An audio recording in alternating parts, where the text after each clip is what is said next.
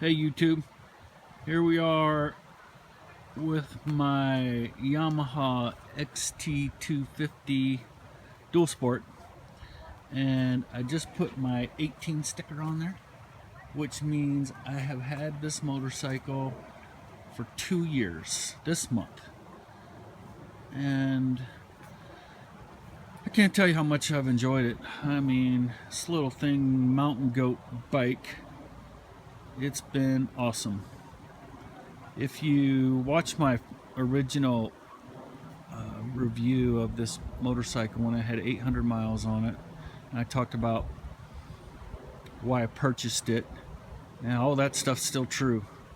And I never thought I'd have a video that had 25,000 views on YouTube, but there it is.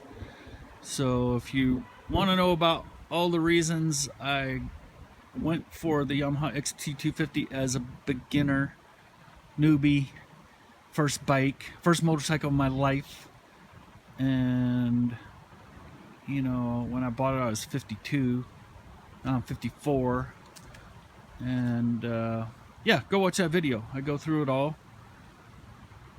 So I'm lucky that I have some woods right behind where I live, and I come back in this stuff and practice all my slow skills and going over stuff. In fact, that's the outline of my house right straight back there, and so this bike's dirty a lot, and really enjoy putting around, working on slow skills. I got a little single track back through here, and it's great. But so just to recap everything that I've done with this motorcycle, up front I put on the highway dirt bike handguards. They are fantastic.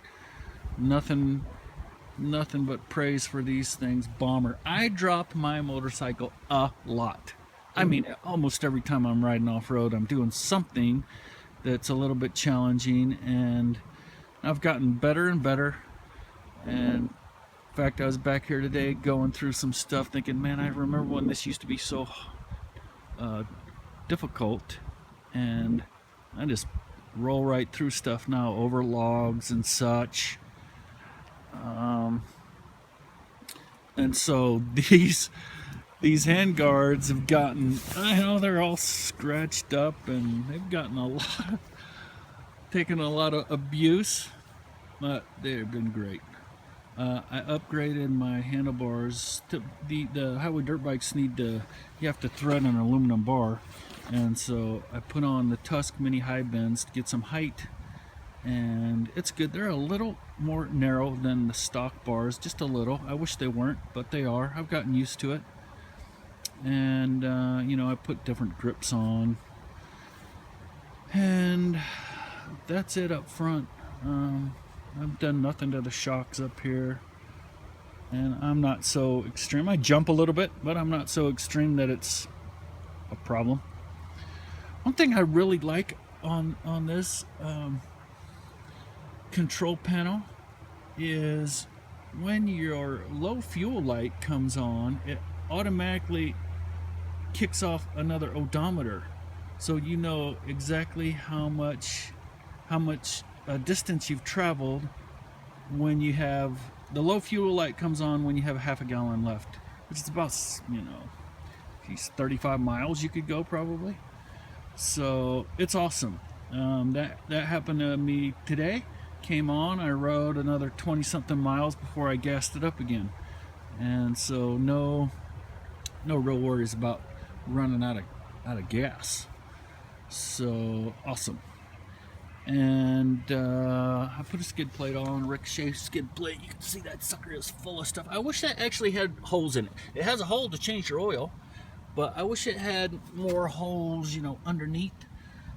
Air cooled. I like to have all the airflow. You can see that thing is full of mud right now.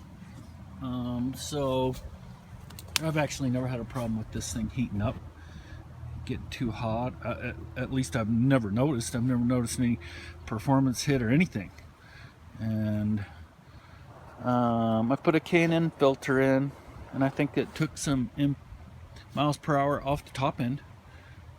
I don't know. So sometime I'm going to get just the paper filter, Yamaha filter, and throw it in there and compare it. But I do think it made it a little poppier in first and second. I put DMO oversized foot pegs and Dunlop 606 that are so much better. I mean, so much better in the mud than the stock Bridgestone trail wings. Even though those Bridgestones they're pretty knobby and they're really good in the dirt, but mud, I was all over the place. And these Dunlop 606s have been great. So I still have not broken off these taillights, even though I drop my bike a lot. These things that are flexible, still rolling. That one's cracked, has been since last summer. So someday I'll have some shorties to put on, like come out to here, and I wouldn't mind getting some here. And I've said this a couple times, I don't like the looks of this. And I've seen people that have taken this off the mount and have moved it right up under here. And someday I'll get to that. I think I'm going to do that probably this summer. I didn't do anything to the exhaust, even though some people open that up, and it probably makes sense with a K&N filter to open it up a little bit, but I haven't. And MX racing rack on the back, which kind of squared this up, and I wasn't so interested in redoing my lights. But like I said, I have dropped this thing so many times, and the only thing that happens is I bend stuff, and I bend it back, like my brake lever and that horn and my shift lever. That's it. I mean, my goodness, it's been very good. You can see I've dented up and scraped up my heat shield on the muffler, but besides that, this little thing keeps rolling. I put over 3,000 miles on it in the 2 years that I've had it. And so other things that I've thought about that other people do, like the long ride adventure people, and there's some people that have, 36, 38,000 miles on these motorcycles. Those long riders, they'll put on a power source and maybe heated grips, but this little bike doesn't make a lot of amperage, so probably the best thing to do is swap out your headlight for a LED. I mean, that's what pulls most of your power anyway, so swap that out. And then you can run your GPS or your phone, heated grips. There's a guy that's done if you're interested in specifics on that, on the ADVRider forum on the XT250, there's a guy that's like gone through everything and said, this is how much this pulls, this is how much that pulls. And so you can see if you go LED on everything, headlight, taillight, turn signals, and like I said, the headlight's the big one. If you just do that, you have plenty to put some accessories on, as long as you don't go crazy. I've never done that. I'm more of a short rider guy, go camping, ride from camp, ride from my house. Like Saturday, I went 75 miles. A buddy of mine has a little DR200 and 75 miles, and so like I said, I've just not gone the route of outfitting it for long adventure touring trips. Now I will say this, I'm jealous of the Saro XT250s in Asia, Philippines, Japan, for a few reasons. One, I like their lights a lot better. They're lower profile and smaller headlight, lower profile everything. And they have some accessories that we can't get here in America, like the genuine Yamaha rear rack is really sleek, and it has kind of grab handles built into it. And then there's some saddlebag racks that screw into that. Real sleek, super nice. And if you want to see those on YouTube, look at search for, you know, XT250 modifications for adventure touring, and there's a gal that has outfitted her XT250 like that, and it's awesome. And she's one of the people that, you know, has really racked up a lot of miles on the XT250. And also, like, tubeless, they have tubeless rear stock in Asia, so that's cool. And then, I don't know, from a looks perspective, they have a lot of color schemes that aren't available in America. Super nice look to them, along with matching rims. And not that that's a big deal, but I don't know. And not that I don't like the classic Yamaha blue, but some of those bikes in Asia, they're just really a good looking machine. So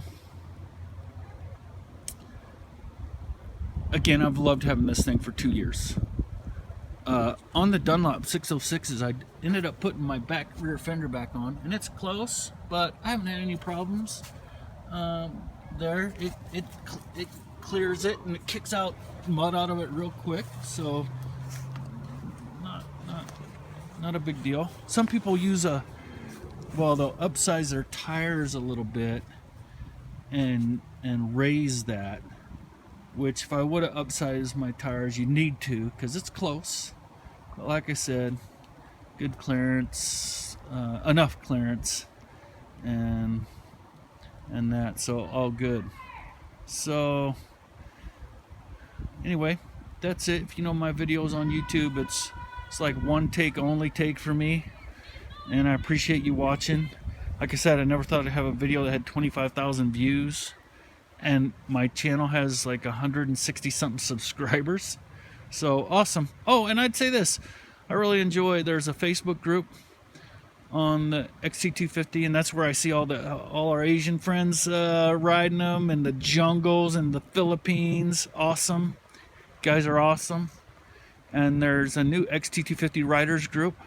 I really enjoy seeing other things that people have done to their XT250s, as well as helpful hints. Oh, I did have the preload adjusted on the rear shock. I'm 210 pounds, and I had it stiffened up, but I like it better. It was too squishy when I'd get on there. So but like I said, those Facebook groups are good. The ADV forum on this bike is extensive. Like, I don't know how many posts. Many. And so it's nice to be part of the XT250 owners community. And I've learned a lot. Got a lot of good tips. And appreciate that. So again, first take, one take. Thanks for watching my videos. Ride safe, everybody.